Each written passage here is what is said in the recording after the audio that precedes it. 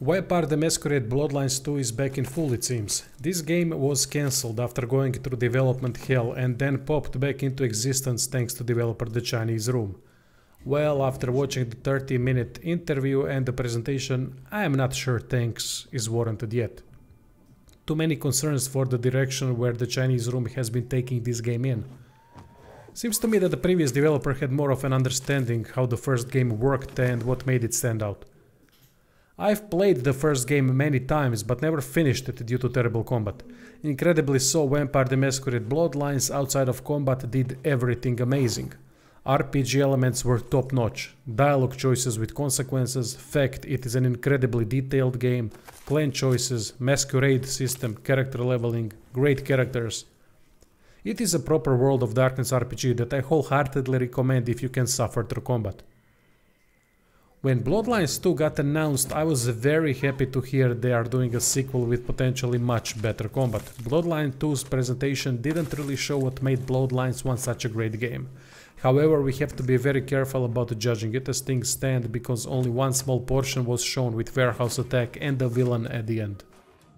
Some things definitely raise concern instantly, but there are positives too. First major concern is not being able to create our own character. That is a letdown. One of my favorite things in the original was creating my character. Fire, which is a ridiculous name for a vampire unless there is something behind it, but even then, is a female vamp that has the status of a marshal. She also for some reason has another vampire in her head talking with her non-stop and commenting on every single thing. Not a fan of this. Could become annoying quickly. How does he keep doing this? At least we know he is here. Somewhere.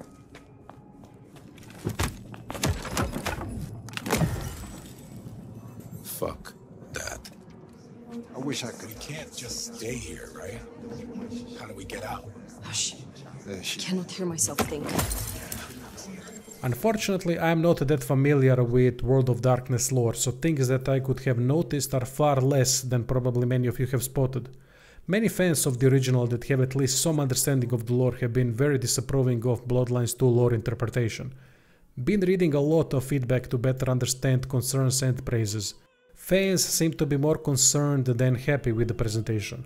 Main reason is that the game plays like Dishonored, with very little RPG elements being shown. Now this is where we need to be careful, as I said earlier. We are judging what we've seen from one small location with one interaction. Can we automatically remove any possibility that there is going to be a big area under our jurisdiction with much side content and plenty of interesting quests? I don't think so. By not showing anything similar doesn't mean it is not going to be there, but the burden of proof is on the developer at this point. Hopefully the next showcase brings different aspects of Bloodlines 2 to light. Combat on the other hand seems far superior to the original. Yeah, it is clunky, enemies are doing Sub-Zero ice slide, they get up weird and so on, but hand-to-hand combat seems solid and brutal even. It seems to be methodical enough so that defense and offense need to be timely used in combination with special abilities. Combat like this though raises some concern regarding available playstyles. How firearms play into it if they are even in the game is a valid question. Maybe melee weapons too. Stealth seems to be the focus, but if every clan choice ends up using stealth too much, it is gonna defeat the purpose of clan choices a bit. I am also afraid of how character progression is going to work. What I mean by that is how deep does the system go, especially with the social side of things. Or is it just going to be a more combat-oriented game? That would be a mistake when the title is Bloodlines 2, because the original was so much more than that. If it wasn't Bloodlines, then do what you wish, but since it is a sequel, excellence and depth need to be up to the task. Seems that 6 clans have been confirmed, 4 at the start and 2 more coming through DLCs. Game is not even out yet and they are already talking about DLCs, for fuck's sake. Not too impressed with starting clan numbers, but it all depends on how much they differ from one another, how they affect the world around them and how the world reacts to them.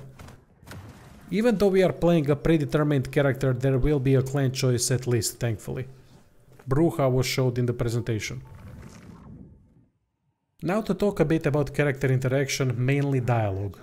Voice acting seems fantastic and facial expressions seem really good. It seems that clans are gonna have unique responses available next to generic ones. Bruja has more intimidating options than others, for example. However, in the presentation there wasn't any mention of consequences. Mainly if we could have had a different outcome with what seems to be a major interaction in the game. Can we completely alter the ending of the quest? This is where RPGs shine, many options and many consequences. If I was the developer of Bloodlines 2, I'd be showcasing the shit out of that interaction with all possible consequences of every dialogue choice.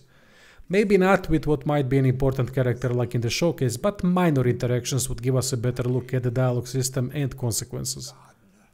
Keeping such information to themselves is not ideal when presenting the sequel to a game that shined in RPG elements to the audience that is starved for a proper sequel.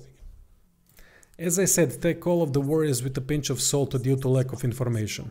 Question is, why crucial things like that have been omitted so far? Instead of "holy shit, this is a sequel every Masquerade fan wanted," they got cancelling my pre-order or scratching the game altogether from existence comments. Fans can be fickle though, which is something we have to bear in mind too. They turn as the wind blows frequently. At least combat looks better, but there is a worry that it is gonna be too one-dimensional. We'll see. Anyway, thanks for watching. Tell me what you thought about Vampire the Masquerade Bloodlines 2 presentation.